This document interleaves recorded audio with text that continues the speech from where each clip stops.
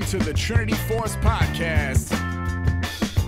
Yo, it's that Triforce cast beaming straight to your home. Grab a beer so we know Pone ain't drinking alone. Send an email, a quick tweet, just pick up the phone. Leave a message, hit the beep if you're a creep, watch your tone. Discuss the meta game, patch notes, whatever helps your stats most. Obi Pone Kenobi is your last hope to snatch gold. So grab your headphones and join in the fun. We'll try and force in some jokes and some cringeworthy puns. Yo, we can make it together, people. Trinity Force Podcast.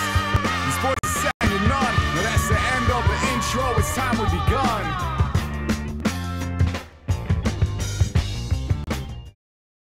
Hey guys, welcome to the Trinity Force Podcast. My name is Adam Ponophobia Cogswell. Glad you all can make it to the podcast this evening, or you could be watching live on Twitch at twitch.tv/TForce Podcast. We go live every Monday and Wednesday at 7 p.m. Central Time, 8 p.m. Eastern Time. That's 5 p.m. Pacific for any of you. And then there's the Weirdos in Mountain Time. That's also 6 o'clock as well. So it pretty much covered the gambit here. Other than that, I am joined by some keyboard typers of Moon Marooned. What's up, dude? How's it going? It's all right. I won't be a keyboard typer on the show because Lancefer's going to edit that out. I got Dom with me as well. Hey-o! Q is back for this week. Hello. And everybody say hello to Ben, who is joining us. Hello. Ben, do you want pillows or Ben? You can go with pillow. I mean, I feel like that's, adds to the, I don't know. I could do the mystique. Expertise. Yeah, the little mystique there. Considering you don't have a camera for this one episode? I mean, I was born in the 90s. I mean, probably 30% of us were named Ben. That's very true. Yeah, I could go with the Michigan accent and call you Pillows. There you go. That's close enough. I'm just a few states over. Yeah, you'd be all right. I'm not in Louisiana, so not really that close to Michigan, but oh, okay. originally from longitudinally. Close enough. All right, guys, we are talking about runes this evening, everything and anything runes. Unfortunately, Vrail decided he didn't want to join us, and he was the one who wanted to talk about this. But that's really funny. But, hey, we're going to have to defend some of the rune pieces. For those of you out there, you can follow along by going to the League Wikipedia and pulling up all the rune pages. For those of you on the podcast, those are actually available in the document already. Other than that, guys, you can also go to buddhaboxers.com/TForce. Use code TrinityForce for 20% off your order. Premium, high-quality, inexpensive boxers. They're made from bamboo to help wick away the sweat, which leaves you feeling fresh. Compared to other brands, none of them will keep you comfy as Buddha Boxers. buddhaboxers.com/TForce. Use code TrinityForce for 20% off your order. Or feedback at trinityforcepodcast.com to leave us a question. We'll get to those next week as we bring everybody back on. Hopefully Impact will be able to join us again on Monday. But I've gone through all of the normal beginning spiel, so I suppose now we need to talk about runes, right? It's been a while. When was the last time we actually ran down any of the runes besides just randomly mentioning them? Other than patch notes, basically preseason, right? Pretty much. Maybe we touched on it when Conqueror got added, but it's been a little while for sure. So I want to Vrail had this idea, and I liked it a lot. We're going to kind of go down through each tree, and we're going to talk about the runes that are available in each tree, or at least the mentionable ones, specifically the keystones. And we're also going to talk about the bonuses that you get for picking 2 trees, because I don't think a lot of people out there realize what you're getting, and sometimes that makes more of an impact for some, like a very small handful of champions, than it does for others. For example, picking Precision on Vhagar as a secondary gives you 9% attack speed, bonus attack speed to help him with his auto attacks and pushing the lane, as well as you get Presence of Mind and whatnot. But that is helpful. Don't try to do it on Karthus because you're still not using auto attacks. Just ask Q. Did you try to auto attack once? Did I try? I try to auto attack a lot. And it just doesn't Every work. minion I get, you have to. It's like shot put. Each time you auto, you gotta take 3 steps, wind up. Finally, you can get it in the end. All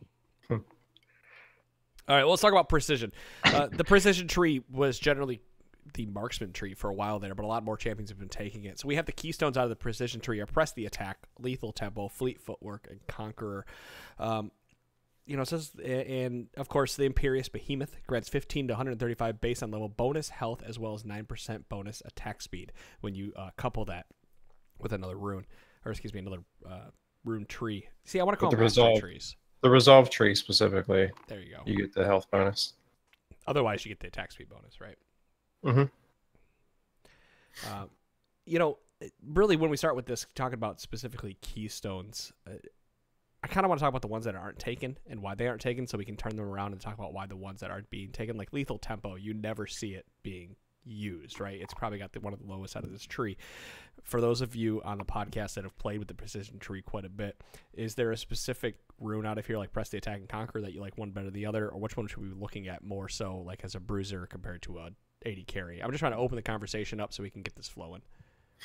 I mean, from a top lane perspective, I think Conqueror is like no question. That's the rune that people like to take top lane.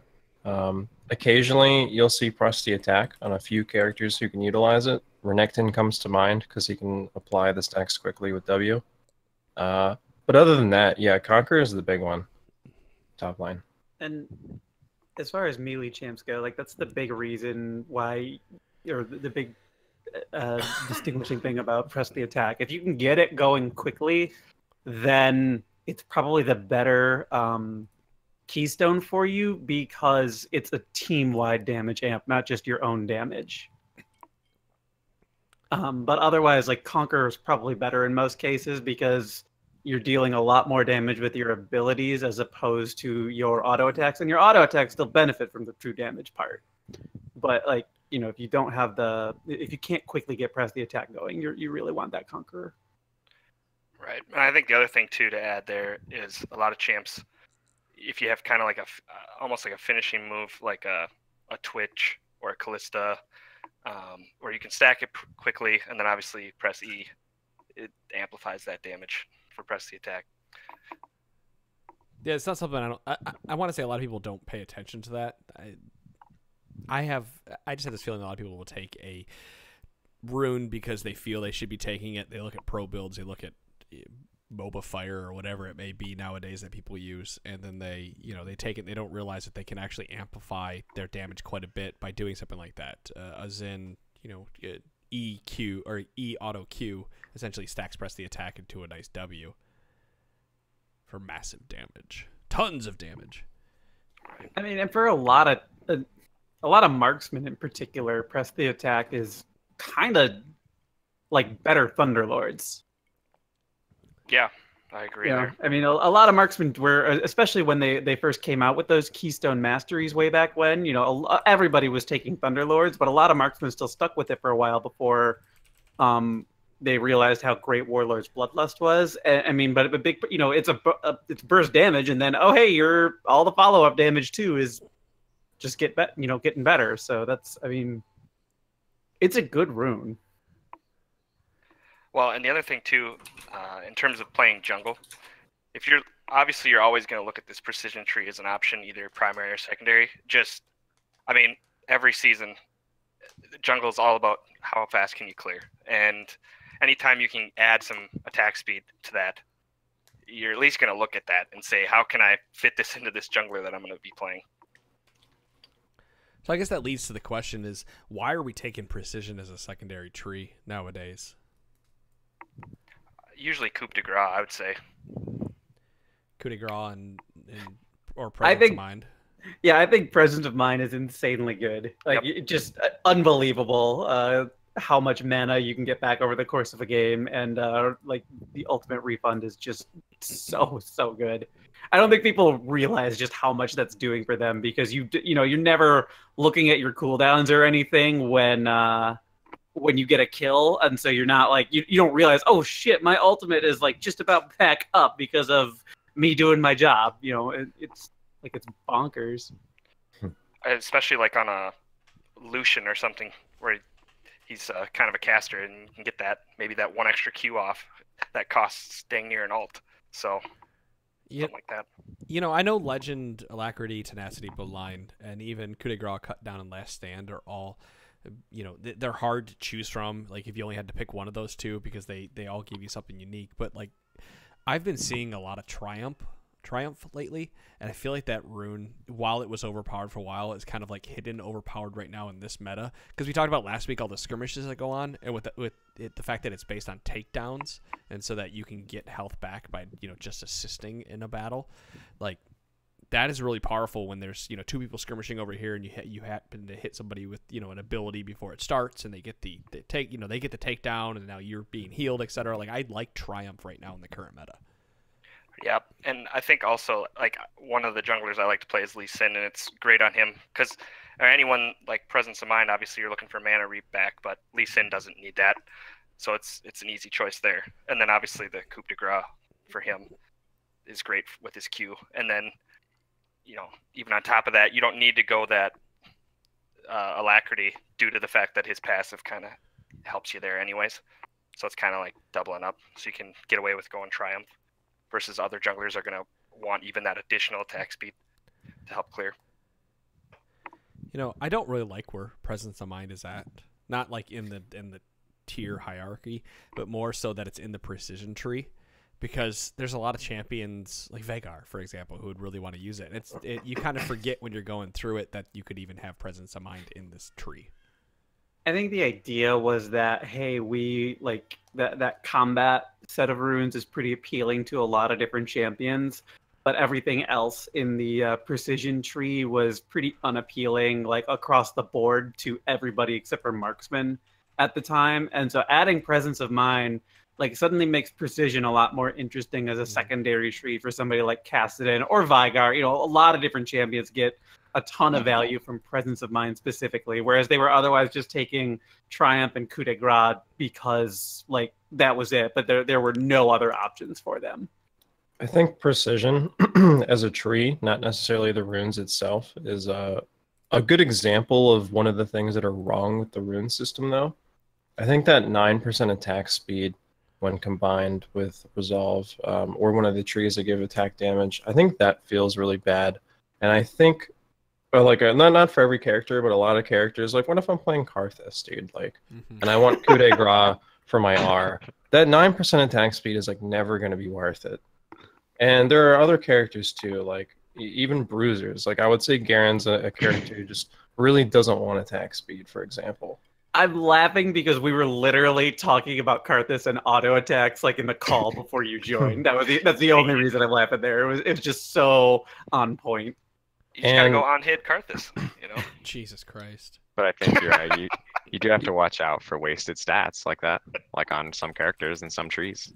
We've been saying it since the beginning. Like, you should be able to pick the stats that you want from the 2 trees that you pick. Yeah. Like, you know what I mean? The player should have a certain amount of choice, and removing choice from the game is something that I feel like has happened with the addition of these runes. It would be such like classic Riot for them to say, like, get to next preseason and say, okay, you know what, we realized we missed the mark here. Makes more sense to just uncouple the stat bonuses from the runes and everything.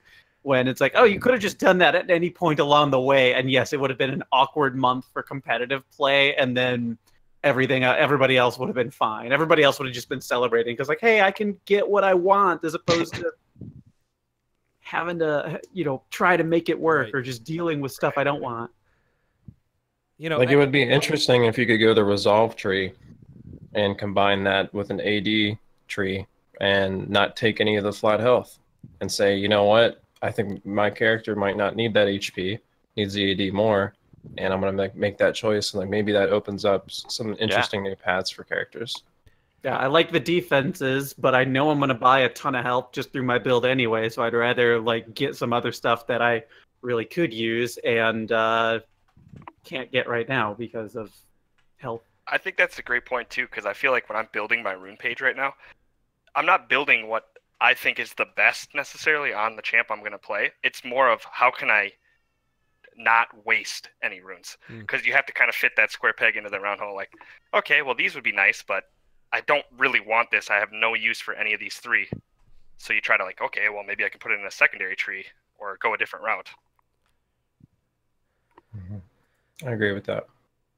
I'd be okay with it. I know that they're trying to make, and this conversation was bound to happen. I think anybody listening knew this was coming with rune discussion, but I would be okay with it if they made it a little bit more complex, in the sense that you got to pick, you pick your 2 trees, and then you kind of get like a little mini tree that you can go down, and you can kind of start putting points into that. Well, maybe I want, this is stupid, but I want 3% attack speed and 30 health or something.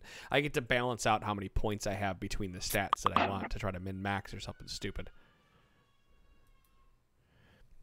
But you kind of get what I'm saying here, like, or like if I pick resolve and precision, now I take a hit with the amount. If I pick the total attack speed, instead of getting 11%, I get 5% or something. Even then, I think more people would still be picking, that extra attack speed.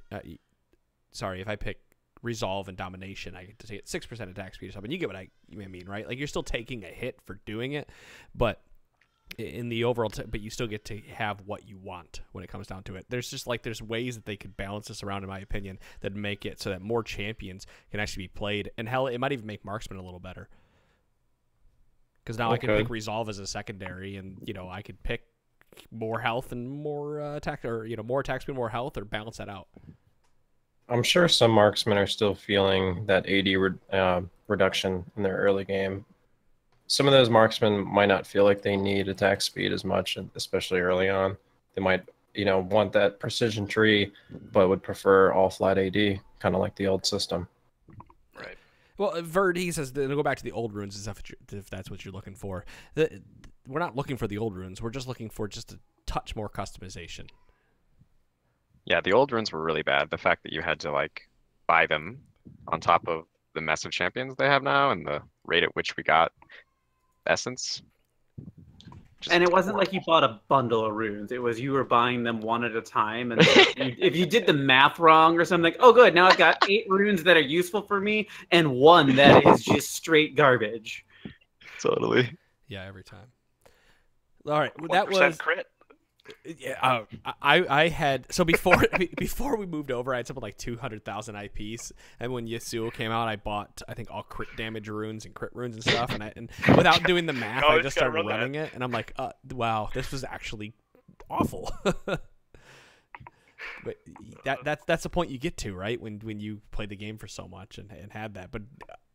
Yeah. I was one of the few that could afford to do that, so I could only imagine playing a new account and having to do it. But anyway, I'm not going to sit here and talk about it. Dude, funny story though. We're going to have to get off topic for 1 second. Back in the day, I played Trend, and Trend, before any of his reworks, he used to get 50% crit damage extra off of his Q stacks. They're instead of his rage bar, he had stacks on Q. Functioned the same pretty much, but he got crit damage as a stat.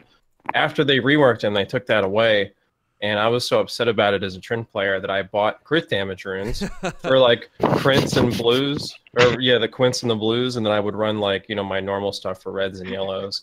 And I actually ran around competitively with a 28% crit damage gauge on Trinity for a while. And I was totally serious about it. I love it. I love the old put 1 crit rune into your red, yeah, exactly. So that you could you had the RNG chance to play. You don't need that 1 AD. You'd rather have the 1% crit, Might as well. I mean, might as well. That's the fight. Yeah, see, this is where if they would just given us the runes or whatever it may have been, it would have been. I think you have a better conversation, right? You can have the conversation: is AD better than armor pen in your reds? And then we can talk about why it was, or mixing, having. I like that portion of the game, but I know we're just kind of sitting here and being nostalgic about it. We don't have that, and it's not changing. So we just spent 10 minutes talking about what we wish to see rather than what's out there. We have dreams, okay? Yeah, we do. All right, let's talk about the domination tree. The primary keystones being Electrocute, Predator, Dark Harvest, and Hail of Blades. You'd heard us talk about a bit about Predator last episode, where we found out that Karthus can abuse Predator. Electrocute being one of the more prevalent keystones to be picked here. Something that I want to touch on with Electrocute is that it's just 3 abilities hitting a target. So something like J4 doing EQW or QW auto attack actually procs Electrocute, and W doesn't do any damage, but it's just an ability hitting somebody helps proc. Yeah, it's Cancer is playing against Zed, and he can just shadow onto you. EU, that's 1, and if he hits you both shuriken, you're electrocuted. You're half health. He falls in on W, ignites you, autos, toast. It's the worst. That is Smells that's terrible. Smells a hard life, yeah. Smells a hard life. I played against a decent Zed player recently as Garen mid, and I had trouble too. And I've always felt like that matchup's not too difficult, but he can sit back so easily right now and just proc that, right? And the damage is crazy. It's rare that he lands that every time, but when he does, So what do we think? The one I want to talk about here, we talked about Predator last podcast, so we can still talk about that, how it's a little bit better.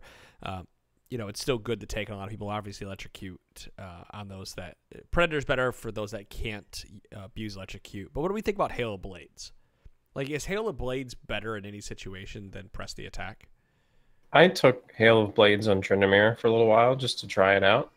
The thought process was kind of, Trinity wants to go in and kill people quickly because he gets kited. So I was like, then there's been a point where I've been so fed where 3 auto attacks was actually enough to kill someone. It's okay, but you definitely feel early on, when Hail of Blades runs out, you feel kind of weak all of a sudden. You kind of feel like you don't really have as much. And especially since auto attackers kind of take items to scale, it almost feels like it's not having a keystone like Predator on your first trip to lane, but it's pretty close if you don't disengage immediately after it wears out. Like, the only champ I really see getting into this would be situationally Xin Zhao because of how his knockup works. Like, you specifically need those auto attack, 3 auto attacks to get the knockup. Okay, so this makes a lot of sense for Xin Zhao, but I don't know if it's like good enough to take over press the attack most games. No, not really. Other than that, I'm just like, maybe Kled or something to get his W damage, but like at a certain point, you're almost overthinking it and just trying to justify taking that rune when something else is clearly better. Someone in chat, there was programming, said that Taco, he's the one trick Jhin player that I was trying to think about, is actually talking about Hail of Blades on Jhin right now. I'm assuming to get toward your 4th crit faster. But would it do that, or would that just give him more? More damage. More damage. Well, it would give him a fuckload more damage. That's right. Yeah. I've run into an Ashe that took it, and that was actually pretty frustrating because you normally think, okay, well, she's gonna auto attack me, but I'll have enough time to get out of this. But then suddenly you're taking 3 slows, and then next thing you know, she has her E up? W. No, her W.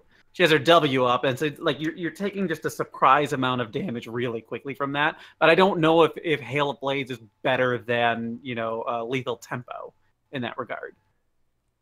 It might have just been that specific player and that that specific matchup. Well, and the other thing too with Xin Zhao is, again, I mentioned this 10 minutes ago, that Xin Zhao is probably jungling, and he's probably going to want the attack speed on the precision tree. Mm-hmm. Just makes it that much easier to say, I'll go press the attack. Yeah, he does. Xin Zhao, for example, doesn't need anything out of the domination tree other than sudden impact and relentless hunter. Yeah, and I just feel like a lot of the Hail of Blades users, even Twitch, you could say oh, he pops out and whatever. But again, it's still not the best one for him. So speaking of the malice side of this things, what do we think about Cheap Shot, Taste of Blood, and Sudden Impact? I run Cheap Shot a lot right now on Garen. Since it's buff, it's I don't want to say it's crazy or anything, and it was okay before too, but it seems more noticeable. I feel like I can rely on it for damage now. When are you getting the slow or mobilization for Garen? Are you just assuming for Garen's silence always allows it to be procced. Really? So if you activate E after your Q, you always proc it. Because it's an impaired action, right? Yes. See, that's why I was curious. It says slowed or immobilized, and they count a silence as slowed or immobilized. And the funny part is it says, note that attacks or abilities that impair the target will not trigger the bonus damage themselves. Yeah, and Q doesn't trigger it itself, but your spin that comes out right afterwards always does. Sorry, I misread that. So a silence counts for Cheap Shot? Yeah, it does. It does set the target up to be attacked with it. Wow. I would have and never attack speed thought about slows do not count. Huh, that's strange. Really? Yeah, apparently attack speed slow or cripple does not count as a valid crowd control for cheap shot. Well, I'm glad Silence does, because Garen needed like one keystone that worked for this kit. I'll be Or honest. one rune, I mean.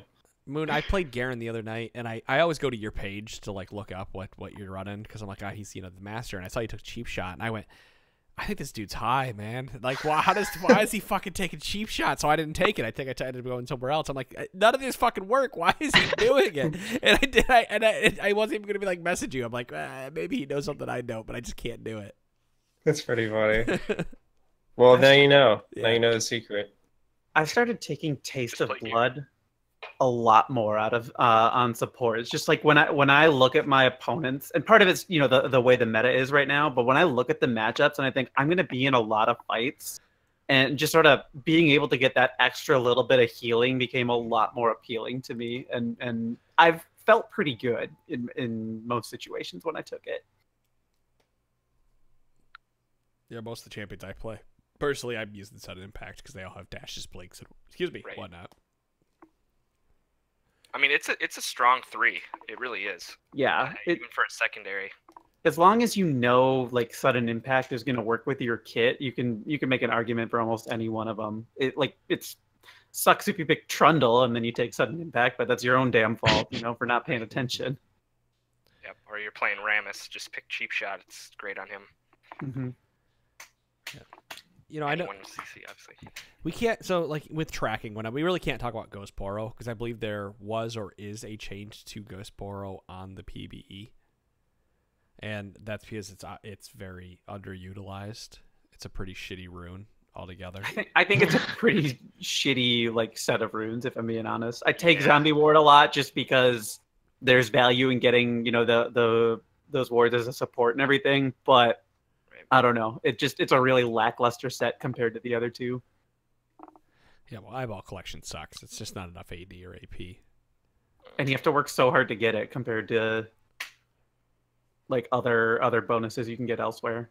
But it doesn't. There's no damage in that section, though, right? So if you take Domination Primary and you want maximum damage, like Eyeball is still the best for that row. Yeah. And of course, we have the Hunter side of it with Ravenous and I don't even know how to fucking say that. I'll be honest. Ingenious. Is it Ingenious? All right, I didn't want to sound like an idiot, but I did anyway. Relentless Hunter and Ultimate Hunter.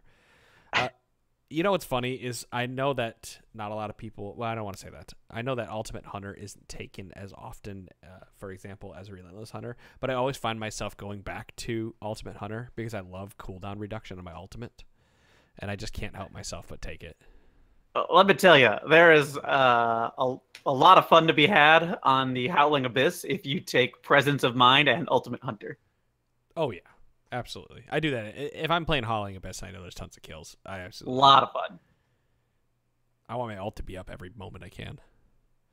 But like in game, like if I'm playing J4 bottom, right? Like I really want to take Ultimate Hunter, but I realize getting kills and getting more move speed to be able to roam around the map is actually more important than having my ultimate off a cooldown. So Relentless Hunter really for me is the one that I always look at in that tree. It doesn't happen as often now, but I went through a weird stretch where every time I took Ingenious Hunter, I ended up like the circumstances of the game were such that I wish I would have had Relentless Hunter, and then I was never upset that I took Relentless Hunter, but there were plenty of times where I took Relentless Hunter and then ended up buying like 4 active items, and I was really pissed I didn't have Ingenious Hunter. So it sounds but like that's the support life. Yeah, one thing too, I've always thought I don't have an answer for you. I always go Lee Sin because obviously the Ingenious. I mean, they nerfed his Warthog with the trinket changes. Right. So if you go Ingenious, you can theoretically get more Warthogs. But then I always go back to, well, I'd just rather have the all the time passive out of combat movement speed for ganks and anything else. I mean, that's a jungler thing. It's just you want the move definitely. speed. You do. I would say you're 100% right. I think 80% of the time, if you're running this tree on a jungler, you'd want to go Relentless.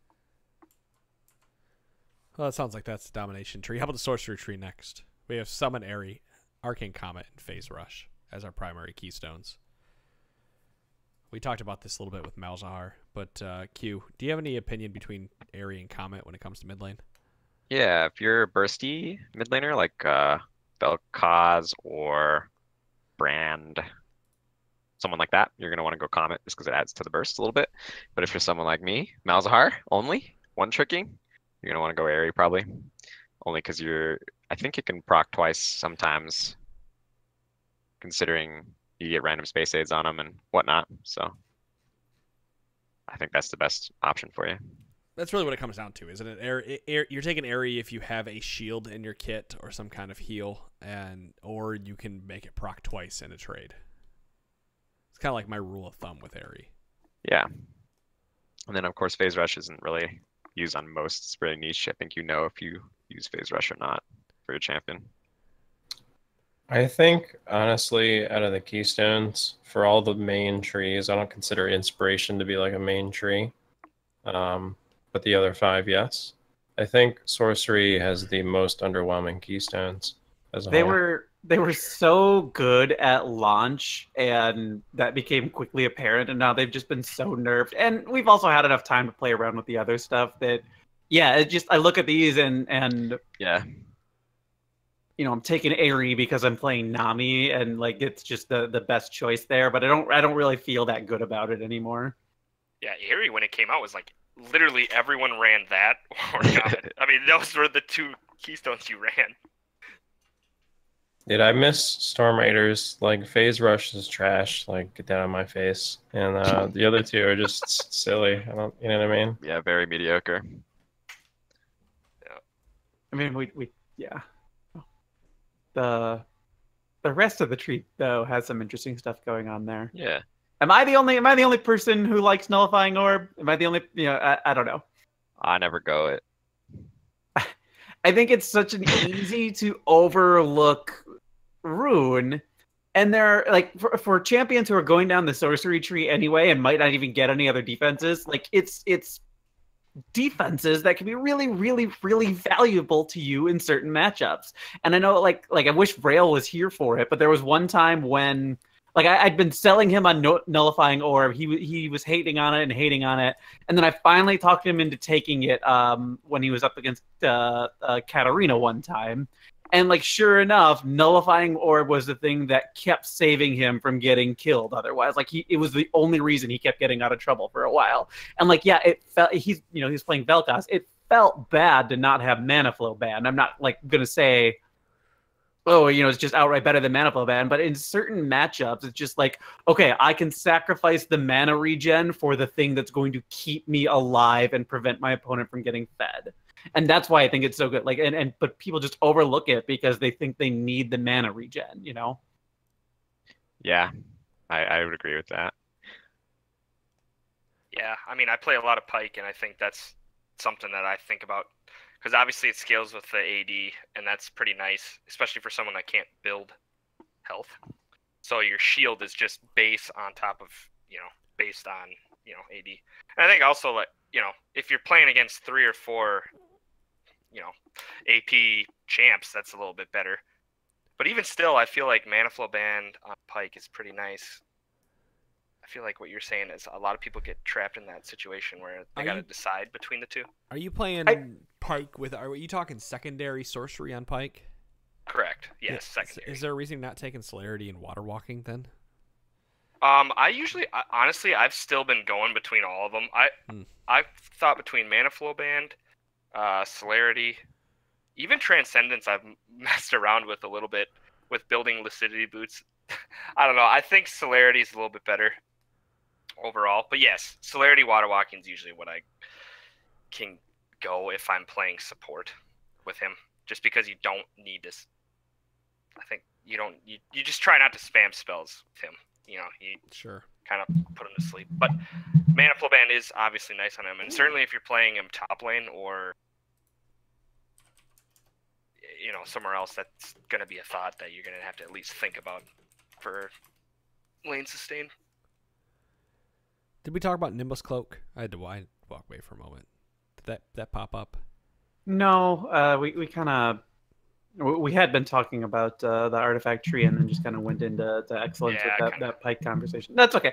I don't know. I mean, if you ask me, Nimbus Cloak is really like it's self-explanatory. You know if that's good for you or not. You know, like it's killer on Swain. It's awesome on Morgana. You know, but what the fuck is Sona or Soraka gonna do with Nimbus Cloak? Yeah, it's just like Phase Rush, you know the champs that do it. Well, you know, Hopefully. I've been seeing some Xin Zhao taking Phase Rush recently, and I can't imagine it's likely the same for Nimbus Cloak, but I'm assuming to be able to stay ahead of the target and get the extra couple of attacks in instead of getting the extra damage with press the attack. Just something interesting to consider. But I don't play a lot of Xin. I mean, the thing is, like, Phase Rush is good for melee characters in the sense that, like, yes, it's move speed and it's, good, powerful MS for melee characters, and, like, yeah. But the problem is that the way you proc it, like, needing 3 abilities, I don't know, it just feels kind of arbitrary. I don't particularly enjoy that system. Like, the old one used to be kind of based on health, so, like, you could, like, go in and, like, attack people, but not necessarily proc it. But then, like, if you were, like, ready for the all-in, it's almost like the rune would see that, right? Because you're like dealing a bunch of burst damage. It's like, okay, he must want to go fast now. You know what I mean? Like that felt more intuitive to me than the new system, than like the new way it procs. I don't feel like you get as much control over it. And then there are characters like Garen who can't even proc it reliably anymore because like if you just go Q into E, for example, that's 2 abilities. You know what I mean? What am I supposed to do? Like alt for phase rush? That doesn't make any sense. Yes. And then you do nothing. And then I have nothing to kill them with afterwards. Yeah. No, you can just run around their dead body faster. That's the whole point. Yeah, there you go. See? Yeah, run around and Animations. feed quicker. Yeah. No, I feel you, and I understand what you're saying there. And that is a lot of the problem. It's a lot of problems like things like electrocute. It could be really good on Garen, but you've got to, well, I mean, it is really good on Garen, right? Because you can auto attack. Well, but like if it was 3 abilities rather than auto attack being tossed in there, then it completely negates the point of having the ability. So Phase Rush if Phase Rush got the electrocute treatment, it may you may see more use.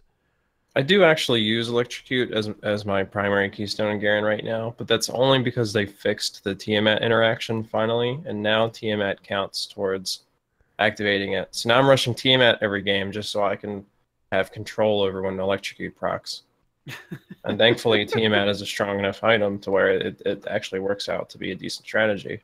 But without Tiamat in the game, it wouldn't even be on the table. Let's talk about Absolute Focus, Transcendence, Gathering Storm, Water Walking Scorch, etc. We talked about Celerity a little bit, and that one kind of being the go-to if you're going in this tree secondary. But I do wish Absolute Focus was a bit better. I want it to be good, and you just like you spend so much of the game below 70% of your health. Yeah, for a lot of champions, below 70% of life isn't that much. It's only like 1 auto attack, and you're automatically below 70%. You can lose that bonus during a trade top lane. Like, I don't. Yeah, you lose it. Ever take it. You spend most of laning phase around 60-65% health in bot lane. Yeah, easily. Like it was taken maybe for a spell there when Overheal and Fleet Footwork were the go-to for bottom laners, but even then, Gathering Storm and Celerity beat it out. Just the fact that you're getting a ton of extra damage through, your movement speed and whatnot. And Gathering Storm used to be better when the games lasted longer. Yeah, pretty much every ADC took that. I do like water walking. Yeah, I don't think you realize how long you actually stand in the river playing this game. You spend a lot of time in the river. Especially if you're jungle or support. Especially good for those 2v2 fights topside, like in the jungle or in the river, especially, right? Yep. And then it adds, obviously, with the celerity now. I Changes. like it a lot more now that they nerfed the movement speed on celerity. Before it was just like, forget it, I'm going to take permanent movement speed every single time, like even if it's less than the conditional stuff. I honestly haven't spent much time using sorcery as like a secondary keystone, so I really haven't taken water walking in a while, and so I don't know if it feels like better now, but Anything else to add to this? I guess Scorch being the other one, like absolute focus, right? Trash. Wish it was really good. Yeah, I fucking hate Scorch. Like Trash. everybody takes it all the time, and I think it's just total garbage. It's trash, dude. Stop taking that. Just take Gathering Storm. They both do absolutely nothing for the first 10 minutes, and then... But at least Gathering Storm turns into something useful for you later on. Or better yet, if you're looking just for the damage and everything, go Domination Secondary and take Cheap Shot. You get the damage way more often. It's not being mitigated. It's consistent all game because it's true. Yeah. Yeah, that's trash, dude. Sorcerer or that Scorch. Yeah. Don't even talk about it. And I felt like that since day fucking one. I took that. I'm like, Scorch feels so bad. I'm done with this. And every now and then I'll go back to it, and I'm just like, why? Why did I do this? It was a mistake. Nothing happens. I think they nerfed the cooldown on it at some point. I'm not sure on that though, but pretty sure in the early patches it was a little bit quicker on cooldown. I mean, we could find out, can't we? Could. Yeah, probably could. No, they did not. They never did. So it was always there. They just changed the base damage. They nerfed it. Oh, the base damage. It definitely didn't need that nerf. No, I mean, 20 damage. It got nerfed because everybody was taking it, and nobody was taking Gathering Storm at the time because we didn't realize that games were going to, like, when games went on for 45 minutes, Gathering Storm was massive damage. I think what happened too was everybody was high off the airy damage, and they were like, "Oh, I'll take Scorch for even more flat magic damage." That's what it was. It was just throw everything early game, those first few patches. Time to reevaluate. So Faded Veil asks a good question here that we can talk about since we're talking about sorcery and marksman. Since games aren't going as long, Gathering Storm's inability to scale, that definitely doesn't help marksman in the current state, right? And not necessarily. Of course, it doesn't help, but that's not the problem. The reason they're bad, or not as popular, I should say. Games not reliably going long is probably a big reason why I'm down on the sorcery tree now. Like there was a time where, like, when you knew games were going to reliably get close to that 40-minute mark, you felt justified in taking Gathering Storm. But now, like, when you don't have the confidence that the games are going to go long enough to make that rune meaningful, like, the rest of the tree really doesn't look that good unless there is one specific rune that you get a lot out of, like Nimbus Cloak on Swain or something. Sure. Well, they nerfed the shit out of the tree. Like we said, that tree used to be the go-to. Everyone had it because Airy and Comet were overpowered. Mana Flow Ban was amazing. And then they just nerfed the shit out of the tree. And it's what needed to happen. Well, and again, it goes back to, like, I think people were used to under the old rune system of having, okay, under my runes, I'm going to have attack speed and AD. And so as an ADC, I'm usually in the precision tree. So it's either domination and all their garbage secondary options or sorcery. So you're going to, or inspiration, I guess, for your Ezreal. But so that's kind of what led people to Gathering Storm a lot, too. Because you're like, well, it's the best of... Just so I can get the passive AD for early for CSing. It's probably worth bringing up the Resolve tree at a certain point because they added Bone Plating and Chrysalis, which were not in there at the start of the game, and those ended up, or at the start of the runes rework, and like I think both of those ended up really warping the secondary rune trees. Mm-hmm. Well said, Dom. Well, yeah, I mean, I think AD, if they could get flat AD somewhere else, because otherwise you're going attack speed and health, and it just doesn't feel right for. Like you said, Chrysalis can help because you can once you get the. Well, it's dependent on a few takedowns. Well, let's talk about the Resolve tree because we haven't gotten there completely. We've got the primary keystones being Grasp, Aftershock, and Guardian, but outside of the keystones, I really don't feel like there's that many good. What lesser keystones are the fuck they're called in this tree? Like every time I go here, I'm always taking Bow Plating, Chrysalis, Overgrowth, and then maybe Demolish instead of Bone Plating. I like almost everything in this tree. Demolish is the only one I don't regularly take, but that's more because the specific job I'm playing, like, doesn't necessarily lend itself well to Demolish. Bone Plating's obviously good, but I think Font of Life is really easy to forget about for how much it's doing. The thing that I think separates Resolve from the other trees and why Resolve feels so good is because most of what's in the Resolve tree is easy to appreciate, and most of it's stat oriented. Um, and because of that, it kind of translates well across a lot of characters because every character can appreciate stats, right? So I don't know, man. Like flat reduction, everybody likes that. Yeah. You know, or percentage healing over time, and it's all, you know, has a flat and something based on your health. Like most characters appreciate that. Resistances after a certain amount of time in the game, everybody can, you know, can appreciate that. Um, I mean, not everybody can use the keystones in it necessarily, but the secondary runes are just so good across the board. In some respects, it's hard to pick wrong. Like the only time Yeah. you could really pick wrong is if you picked Revitalize and your champion doesn't have like a shield or anything, and you're still going to get a little bit from the healing and all that type of stuff. But that's the only like rune in there to me where you could really pick wrong from the rest of that tree. Well, here, Spigot, he's got a good point here, a good question that I think leads to some topics. You know, assuming the meta favors Maokai, let's go in this topic conversation. Assuming you have Maokai top, is it better to take Demolish or Bone Plating, or would it make a huge impact to early game to take Bone Plating instead?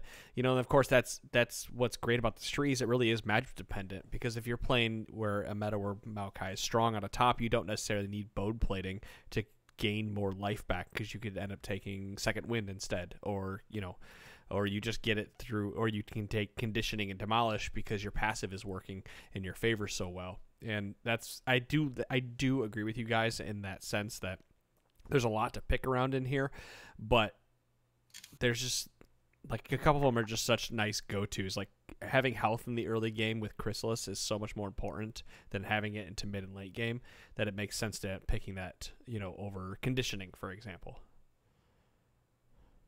Because I don't need the extra armor and magic resist by the time 10-minute marks rolls around. Usually, I've either won or lost a lane by that point. I'm assuming top lane with this this conversation. I mean, 10 minutes. 10 minutes in the game isn't too far. You can turn it around still. You can be like down 1 kill at 10 minutes and still come back. No, you can turn still the game spikes around, but you're not necessarily turning lane around. Well, that's what I mean. Is you can be down 1 kill in lane and still turn that lane around on top. I think sometimes. Especially with TP. TP changed, you know, how far you really get behind after dying once. But yeah, I don't know. I mean, conditioning, the thing about conditioning is that because it also scales based on how much armor and MR you have too, a lot of that keystone power, you know, comes out the later as the game goes on and kind of has that extra scaling effect, kind of like Gathering Storm does. So there are characters like tanks or people who just have high resistances who, even if maybe the early game isn't the best, you know, what they get out of it mid and late is so good that that 10-minute waiting period is worth that spike for some of those characters. Conditioning is that like 10 minutes couldn't feel longer if you take Conditioning, and if you don't take Conditioning, you don't even notice the first 10 minutes of the game. Yeah, and I think that goes back to your point. There's not really a bad rune in this tree. No, and actually, I wanted to bring up one thing. A lot of the bot lanes I've been playing, one of the ones that I've been playing a lot and having a ton of success with is Vel'Koz Pike lane, and my Vel'Koz will take Demolish because that fills a specific need that Vel'Koz needs versus like a standard ADC in terms of taking towers. Vel'Koz can clear those waves all day, but it's really nice. I mean, you'd be surprised how many times like, oh, we'll just get a Demolish proc off here before we go back. And you end up getting that 2 or 3 times. And a lot of times we get first tower with that lane combo versus even a standard one. You know, you make a good point with that, because that's something that I felt like I've been struggling with a lot of the non-traditional lanes, is I can get kills, but I can never get the tower.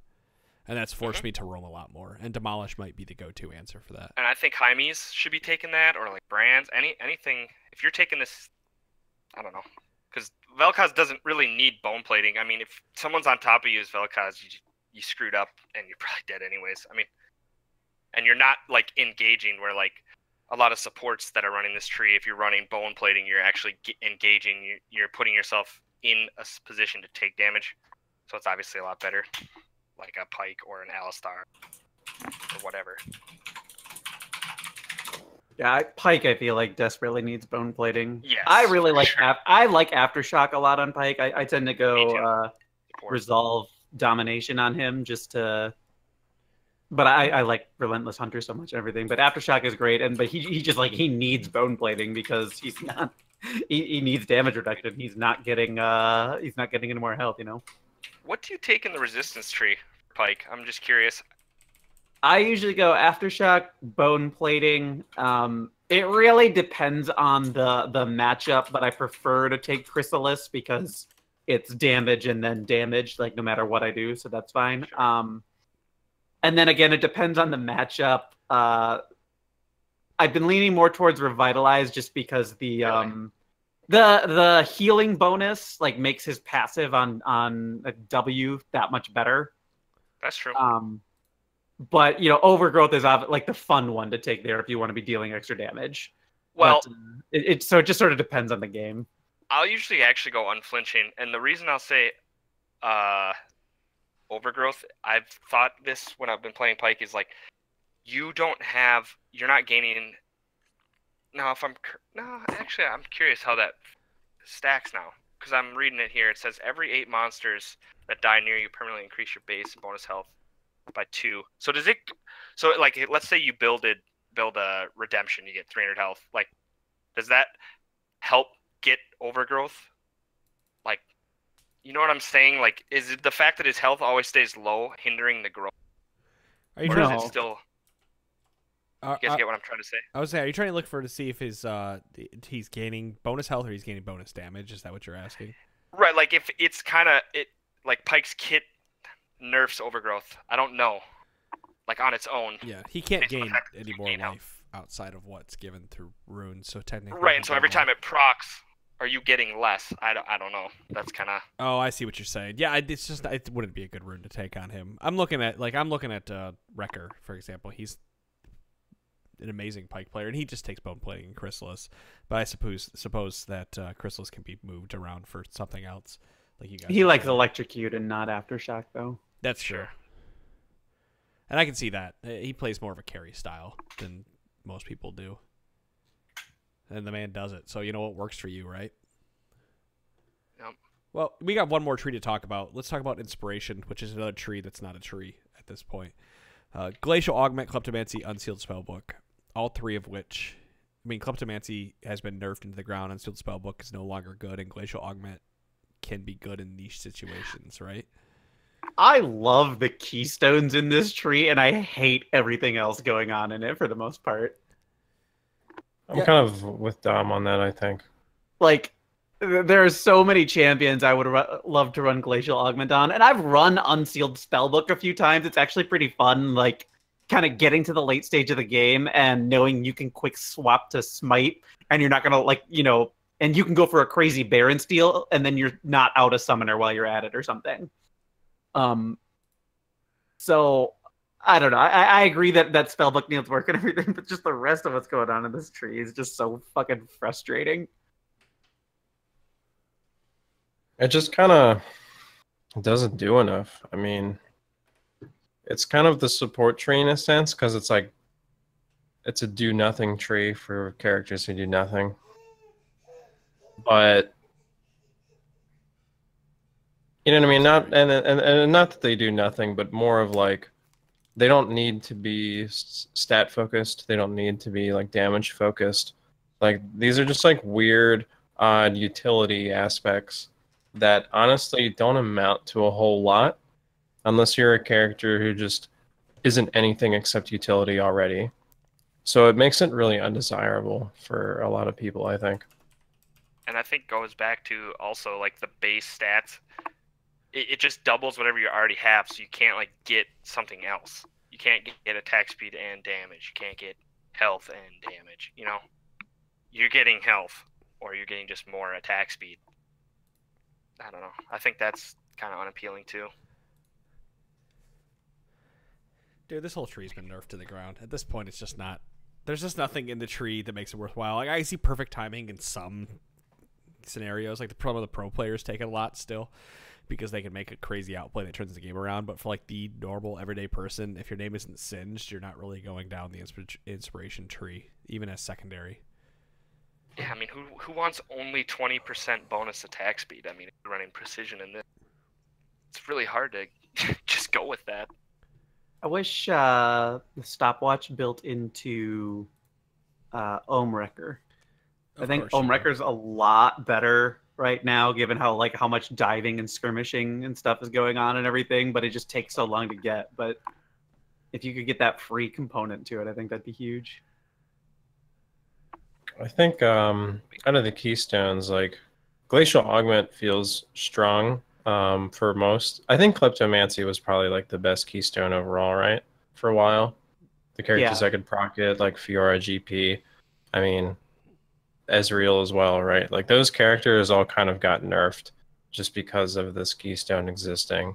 But if you weren't one of those characters, like you were stuck between Glacial Augment, which is like utility, and a slow, which is like, you know, everybody can appreciate that to a certain extent. And then Unsealed Spellbook kind of felt like the odd man out, where it was like, maybe, and it saw like niche use, and then it got nerfed, and then like, of course it disappeared. Like, if you nerf something that's niche, like it's not going to come back. It would be so interesting if Unsealed Spellbook like actually did give you some of those access to some of those summoners that are gone. Like suddenly being able to use Revive would be a game changer. You're like, yeah, you're sacrificing your one summoner spell if it was otherwise off cooldown. You know, you're sacrificing that one summoner spell so that you can have Revive available. But you could fucking Revive, like that would be huge. Or what was it, Surge way back in the day? Surge, where isn't that the pre-banner command thing, like the old? No, I thought that one. It was like attack speed and AP or something weird like that. Promote. Promote. Oh yeah. You're right. Let's see if I can find Surge.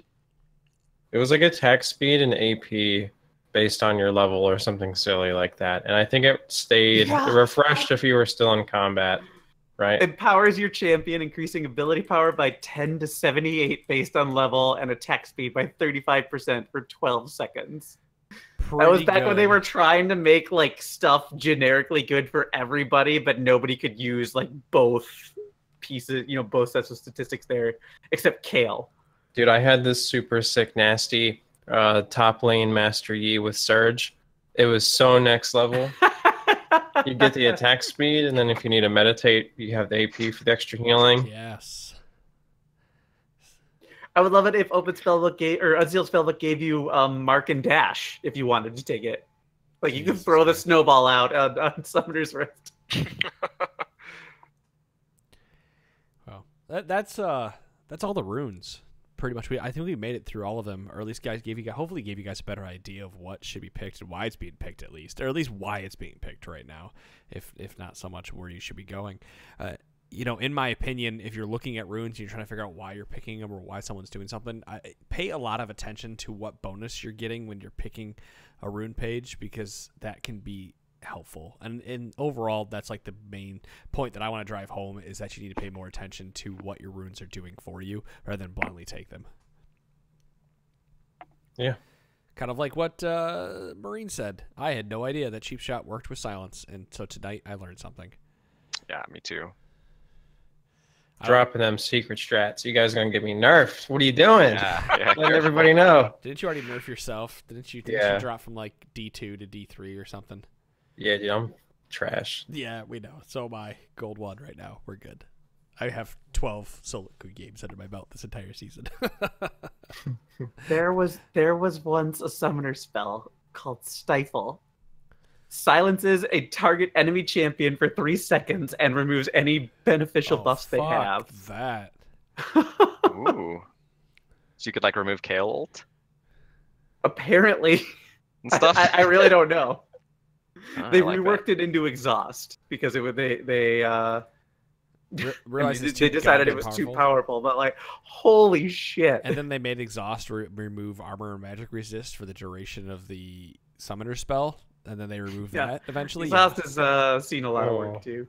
Dude, exhaust used to be like the best summoner, and now who even uses it? Like situational, like in 1v1 in mid lane, maybe. Yeah. That's like it. I take it, but It's like there are a lot of assassins out there. I like having exhaust. It's like you are Yasuo and you take exhaust because you want to slow the person down so you can stay on top of them and get an extra auto early.